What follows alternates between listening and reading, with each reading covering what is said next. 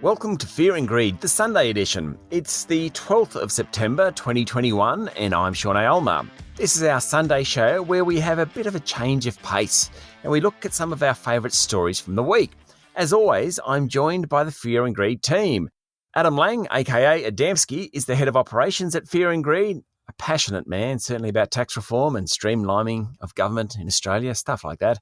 We don't really let him talk about that anymore. Adam, good morning. Good morning, Sean. Michael Thompson, Mickey T, is our Fear and Greed producer. He's had a bit of a bad week this morning. Michael, you okay? Hello, Sean. Yes, I am. I have had a bit of a bad week overall, and I'm sorry, I know we're less than a minute into the podcast, but I'm going to hijack it because I have figured out why this week has been so ordinary. You know when you finish a really good book or you finish a TV series and you're left with a bit of a hole? This week we finished Schitt's Creek, and after 6 seasons, I feel a little bit despondent. And I'm probably talking to the wrong person, Sean, because I know that this is a source of a bit of angst for you because you and your partner were watching it together and then she went off and watched it without you. Cheated, it's a word, cheated. Well, I was trying to tiptoe around that. I tiptoe somewhat indelicately considering I brought it up. But I've now kind of diagnosed the issue. So now I'm on the hunt for a new TV show, new book, something to fill the gap left by Schitt's Creek. But before I get your suggestions, can I just give a very quick shout out to some of the listeners who have been leaving us reviews on Apple Podcasts? Please. This is pretty good. We love to see these because this one in particular is from Ricky on the Gold Coast. He left this review on Apple Podcasts. He gave us 5 stars. I've got 1 or 2 very small issues with the review that Ricky has left, and I know I should be grateful, but I'm going to nitpick. So he gave us 5 stars and says he listens first thing every morning. So far, so good. But then he says, I never miss it. It's my go-to listen in the gym. So I just have this image now of Ricky kind of bench pressing weights and struggling under the bar because he's got Sean droning in his ear with all the bad news about COVID. Well, making him angry. Ricky's probably up to 150 Ks bench pressing. He's probably a massive man now. He started at about 50. He's probably up to about 150 because he's just angry about all the news that's coming out all the time about COVID or something. Because you're fueling his rage. Yeah, although Queensland, you're probably not having as much anger about COVID. Well, he also says, Saturday morning show, always entertaining. Now, I'm assuming that he's actually referring to the Sunday show with me and Adam because Saturday morning show is just about 15 minutes of you, Sean, on your own. So God, what a laugh, though. I'm assuming that's an error, and so I'll write back to Ricky and give him an opportunity to correct that. Well, I've got to say, I've had a bit of a tough week too, mostly because of money I spent that I didn't want to spend. I have very fair skin, and so I regularly go to the skin cancer doctor. He's my friend. I go there regularly every 6 months. Anyway, I was worried about a spot on my back, in short, and it's been quite itchy, and so I made an appointment. And, you know, when you're going to the doctor on something like that, you live in fear. You start catastrophizing in your mind what's going to happen. I sort of got rushed in. I went to see him. Joseph is his name. I won't give you his surname, Joseph. And, you know, he charges me a lot of money for the 15-minute visit. And he looked at it and he puts this thing over, this big light that goes over his eyes and shines to see everything he can. After about 3 minutes, he goes, you've got an itchy back. And I went, yeah, that's exactly right. I do have an itchy back. And he goes, no, you have an itchy back. I said, yes, I have an itchy back, but tell me, is it cancer? He goes, no, it's actually called itchy back. And it's some syndrome, apparently, which people get, and it's in the sort of the next to you, in my case, next to my shoulder blade, which is very typical. And he said, people just often, they have itchy back. And there's a syndrome, and I'd paid $220 for a 15-minute consult to find out I had an itchy back. Surely that's not a real syndrome. Have you Googled it? I haven't Googled it, but while we talk, I'm going to Google that. But he was genuinely serious about the syndrome. That is extraordinary. I'm not going to question Joseph's credibility here, but it does feel like he goes, don't really know what this one is. It's actually called notalgia paresthetica, a nerve disorder that causes an intense and sometimes painful itching in your back. So there you go. Well, now you can worry about a nerve disorder, Sean. That was $220 versus about 3 seconds of Googling. There you go. Well, still better than the alternative though, isn't it? And peace of mind. That's true. Adam, did you have a good week? Are you happier than Michael and I? I've had a ripper, Sean. I think across the nation we're starting to turn away from the theme of lockdowns and into freedoms, which to me is just awesome news. I think we've started to see a plan come together in New South Wales. Premier Gladys Berejiklian has got a plan at 70%, which I hope is every state's disposition. And what we're looking at seeing is businesses getting back into something that is almost territory where they can live, So I have a friend who I spoke to, and she, as soon as that news came through, got on the phone, booked 5 dinner dates and a range of different beauty appointments, and now that is supporting business. So that, to me, was just great news. And I was thinking about what will be my greatest... I'm interrupting you, Adam. So one of your friends was that organised that within 24 hours... No, not 24 hours, about 24 minutes. She obviously lives in New South Wales. She was able to book hair appointments, dinner dates, things like that. Absolutely. Only Dembski, would you have a friend like that? I'd like to think we all have friends like that, but we have, that is not only very efficient getting on the phones like that, but I said, so how was it? Were they really busy or were they happy to hear from you? She said, no, they were just so busy. They had to really work through it all. So clearly she's not alone, which I just think is terrific news for hospitality and retail. But for me, I was thinking, what would each of our sort of favourite thing, wherever you are in the country, what would it be about busting out of lockdowns? And I just thought, I've got 2 children in school who haven't been to school since the end of June. They've done it virtually. So they're looking at getting back on November the 8th, and they'll get 3 weeks back of the school year, which, only 3 weeks, but at least it's something. And I just thought, them getting back into school, the routine of going to school, seeing their friends, school sport, club sport, I think that's the biggest single thing I'm looking forward to out of this. But Michael, what about you? The return to normal life in terms of my kids are a bit younger, preschool, that kind of thing. Haircuts. I don't know anybody in the eastern states of Australia that isn't in need of a haircut right about now. But perhaps the biggest thing for me, I'm actually looking forward to everybody else going back to the gym. Not me, not me personally. Okay. What it means is that when everyone else decides to go back to the gym because gyms are reopening, it'll mean they'll stop going for walks and runs, and it will leave the footpath. And Right. You may have guessed I'm building to a bit of a gripe here. It'll mean they stop going for walks and runs, leave the footpath for me, because we like to ride our bikes around our neighbourhood. Without obstacles, like people. That's right. We've got a couple of child seats on the back of our bike. So we've got young kids. What we've noticed is that so many more people using their lockdown time to get fit by going for a walk. And they are the rudest people you will ever see. The abuse that we have had hurled at us for daring to ride on the footpath with 2 kids aged 4 and 2. We've been called the most horrendous names to the point that we've stopped riding. Do you think the phrase on the footpath might have something to do with that? It is completely legal for us to do so. And safe. Indeed. What would they rather us ride on the road? So this is a message to anybody who has ever held... Hold on. Were you and Sean both on the footpath too? Yes. Right. Yes. So, Sean, were you one of these people giving feedback? I Sean? would have been. But these, just let me paint the picture for you, because I'm not done here. These are bikes with baby seats on the back, child seats on the back. So where else are you going to ride? You're not going to send a poor, innocent young family out onto the main road, are you? Actually, Sean, you would. Adam, what would you do? Absolutely not. They're Thank a mixed-use footpath. That's correct. And so therefore, to the people who have been hurling abuse at this poor young family trying to get out and enjoy some fresh air on their bikes, go back to the gym and leave the footpaths to us. Well, that's a positive. Thanks, Michael. And Sean, from your point of view, what's the thing you're most looking forward to out of breaking out of lockdowns? Certainly kids back to school. I do have some sympathy for what Michael's saying. The footpaths are very busy in the morning. What I'm looking forward to is as I'm walking in the morning, and Jackie and I walk every morning, and I'm sick of the same houses. I'm sick of seeing the same people, as nice as they are.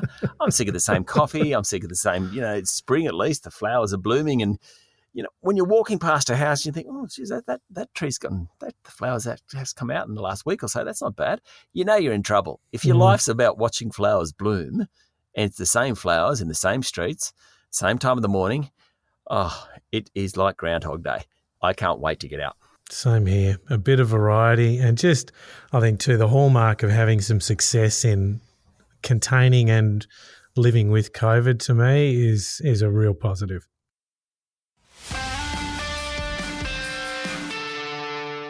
Now, one of my favourite stories this week was the one about, it's tragic for the people in Guinea. Guinea is a nation on the west coast of Africa.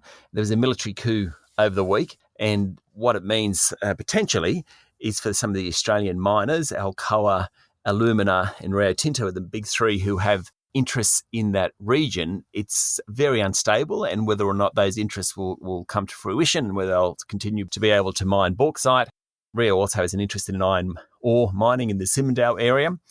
I think it was a really interesting story, though, because we don't ever talk about West Africa, but the whole idea of investing in geographies where there's sovereign risk. You were onto this one, Michael. Oh, yeah, this was really my favourite story from the week. And I think Guinea is an interesting example because, like so much of Africa, extremely resource rich. So it's going to attract companies from all around the world. And Australia is no different in terms of Rio Tinto, Alcoa, Alumina, as you mentioned. And it got me thinking back to some of the other examples of this earlier this year, because this isn't an isolated incident. I mean, it's an isolated incident in that it is the only coup so far this year in Guinea. But elsewhere in Africa, there have been other issues. Remember back in, I think it was in March and April, we talked about Resolute Mining, and Resolute was operating a gold mine in Ghana. And at the time, the share price of Resolute Mining, ASX-listed company, absolutely plummeted because the government in Ghana, again, West Africa, cancelled Resolute's lease on a gold mine. They're basically just on a whim. A couple of weeks later, after what I'm sure would have been a huge amount of work by Resolute, the government in Ghana restored the lease and the share price went back up. So that's two examples. The best one, the biggest one, is probably Fortescue. And you've mentioned this before, Sean, a few times, that Andrew Forrest is really a big picture kind of guy. But this is probably taking it almost a bit too far when you look at two countries, two major projects, $100 billion hydroelectric project in, of all places, the Democratic Republic of Congo. And then there were the hydro and geothermal projects that were happening in, or the work was being done to prepare for them in Afghanistan. Admittedly, both of those projects have a fairly big philanthropic kind of element to them, but still, they are really big projects. A lot of resources involved with an Australian company at the helm. For me, I've read too many Wilbur Smith novels and Tony Park books. I find this kind of story fascinating. The idea of gold mines and diamond mines in the wilds of Africa, I love it. Would I want to have my money tied up in a company that was operating those things when they are really at the mercy of governments and countries that are so unstable? And you look at, for example, the Democratic Republic of Congo, it was 183 out of 194 countries ranked for political stability.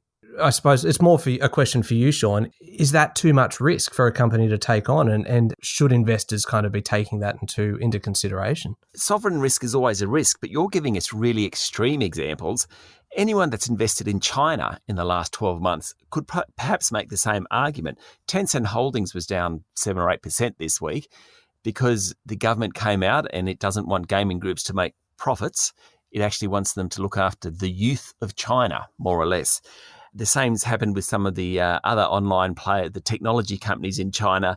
That sovereign risk is very real, and it doesn't have to be Congo. It can be China. It can be the United States. Under Donald Trump's regime, he came out and made decrees which absolutely hammered parts of the economy because he decided not to trade with China, or he decided not to spend in certain areas. So sovereign risk is the real deal, and I think it's probably more extreme in places like Congo and Ghana and Guinea, but it's a real risk, in China, in parts of Asia. So I think when you invest, you think of the company and the sector, but that sovereign risk is very real.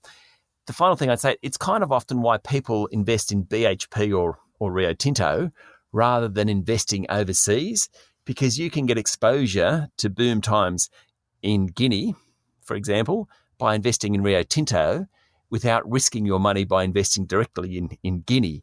So a lot of companies that you invest in, part of the reason might be because they do have exposure to growth areas of the world like Asia or like Africa. What do you think, Adam? Are you lining up to buy Resolute Mining shares so that you can own part of the Bibiani gold mine until the government decides you can't?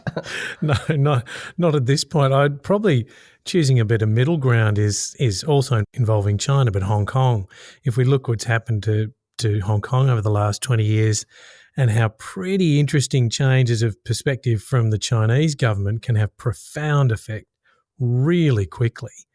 So I think that, your point's completely valid in a range of ways, from extremes to sort of the middle ground like Hong Kong. But if we come back to Australia, it's how fortunate we are to have democracy, capitalism, rule of law, and pretty predictable legal stability. Just no rules around emissions, that's all. Apart from that. The reason I say that is because this week Treasury Wines came out and said it would be run by renewables by 2024. It has about 13,000 hectares globally around the world. That's a lot of vines. And it came out and said it would be fully run by renewables by 2024. What I'm really finding interesting at the moment is just how many companies are taking things into their own hands about that. So Coles and Woolworths both have carbon neutrality plans, and they're putting massive solar panels on their distribution centres and their supermarkets to help with their electricity needs. The prudential regulator of the banks, the Australian Prudential Regulation Authority, this week came out and said that banks needed to take climate change seriously. They do already, but they're actually talking about risk management practices. So a bank might lend to a house on the side of a hill that sort of slides down the hill because of climate change. It's from that right through to, mining and agriculture and those sorts of services. Energy companies, they're having massive, like AGL is definitely one of the country's dirtiest companies. It's also one of the country's cleanest companies because it does generate renewable energy.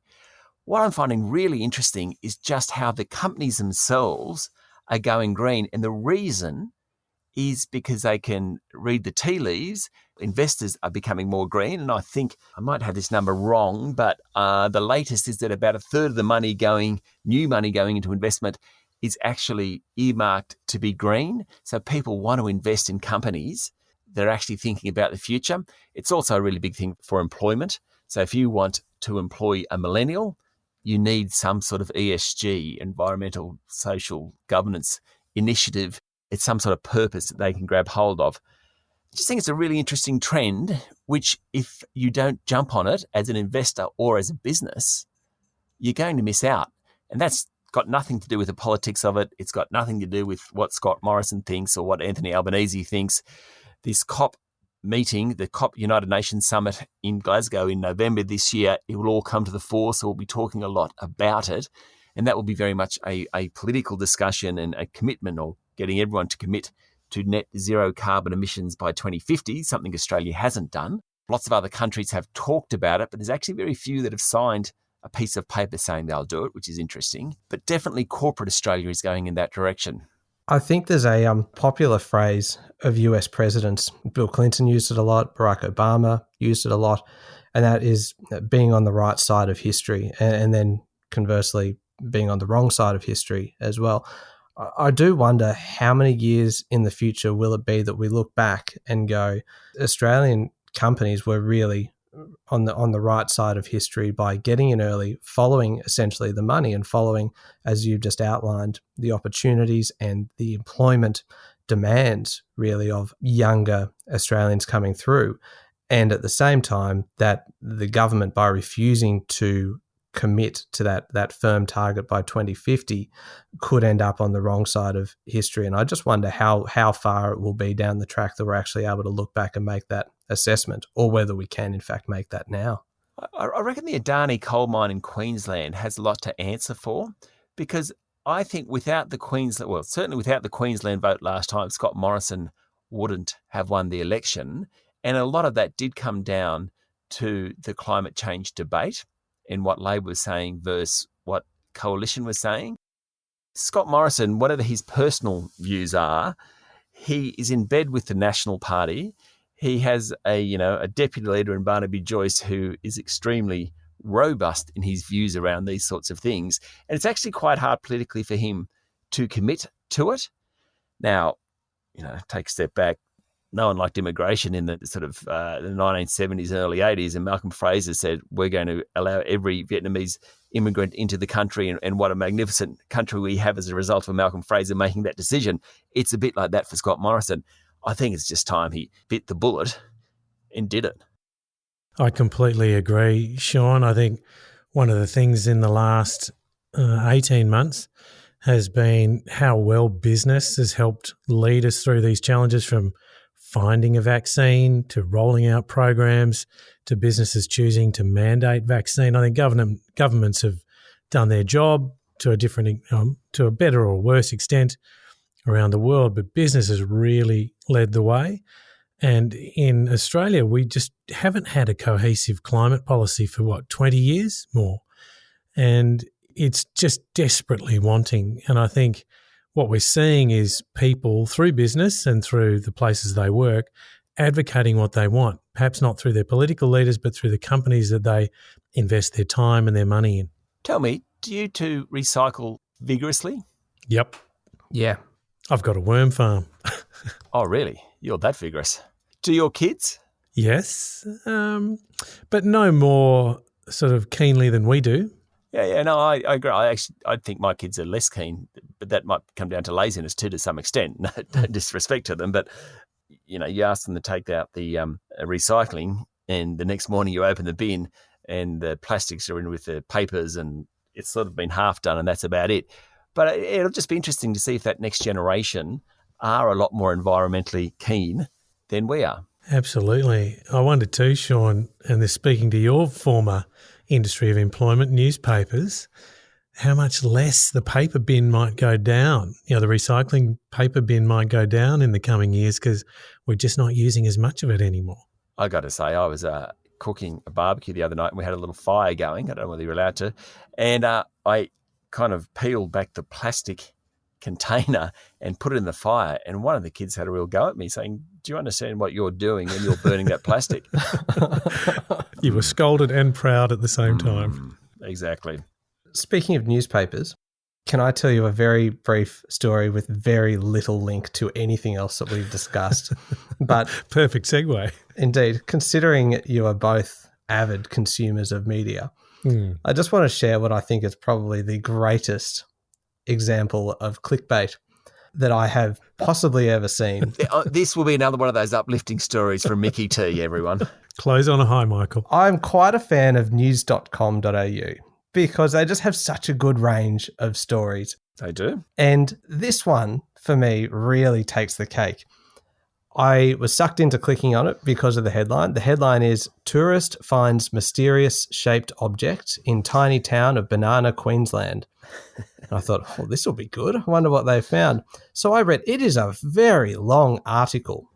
It is about a bloke who went to the town of Banana and was disappointed to see that there wasn't a big banana there, because everybody knows that's at Coffs Harbour. He went to sleep in the local hotel, dreamt during the night about the movie Indiana Jones and different kind of symbols, woke up, was inspired to jump onto Google Maps and look at the town of Banana from the air. And then he found a traffic island shaped like a banana. I kid you not, that is the entire basis of this article on news.com.au. And he has written to council to request that they paint it yellow. And council have said, thank you for the suggestion. We will consider it. Well, stay tuned for that one. That was about 5 minutes of reading. I've never felt more let down by an article, but I could not help but applaud the headline that sucked me into it. Well, that clickbait, I'm pleased you brought that up, because clickbait is actually my recommendation for your next streaming show. You've finished Schitt's Creek. Clickbait, it's a 6 or 8 part series. We're up to about show 5. It's fantastic. It's very suspenseful. Which one is it on? It's on Netflix. Got it. So To round out the show, we started with Michael being upset with Schitt's Creek, finishing, or at least getting through the 6 seasons of it. I suggest clickbait. Adam, do you have a suggestion for Mickey? Michael, are you into English period drama? Oh, this sounds dangerous. God. Maybe. Go on. My wife and children have been enjoying watching the Bronte sisters dramas in English period drama from the BBC. So, unfortunately, haven't been available to watch it with them, but they're really enjoying it. Are your kids watching it under duress? Well, apparently not. Oh, okay. So BBC period drama from Adam, Yes. clickbait from me. Michael, what's your suggestion? Well, we have discovered a new show. It's on Stan called Hacks. Oh, Hacks. Can't decide on Hacks. Have you started watching it? Yeah, I watched the first season. Oh, okay. Well, we're probably only 3 or 4 episodes in and really enjoying it. So It's great reviews. The whole time, I wanted to watch the next episode because I always thought the next episode would be a lot better, and it just kind of wasn't. Have you both seen The Newsreader on the ABC? No. not yet, but high on the priority list. Love it. Awesome. Is it? Give it a crack. It is, I think, very high scores. Well, that's probably it from us. When you get to the point, you've been in lockdown so long that you find yourself discussing on a financial podcast the best streaming services and the best TV shows to watch. It's probably time to wrap it up. Michael, Adam, thank you for being part of this morning's show. Thank you very much, Sean. Thank you, Sean. That's it for this morning, Sunday the 12th of September 2021. I'm Sean Aylmer. I'll be back tomorrow morning with a regular edition of Fear and Greed. Enjoy your Sunday.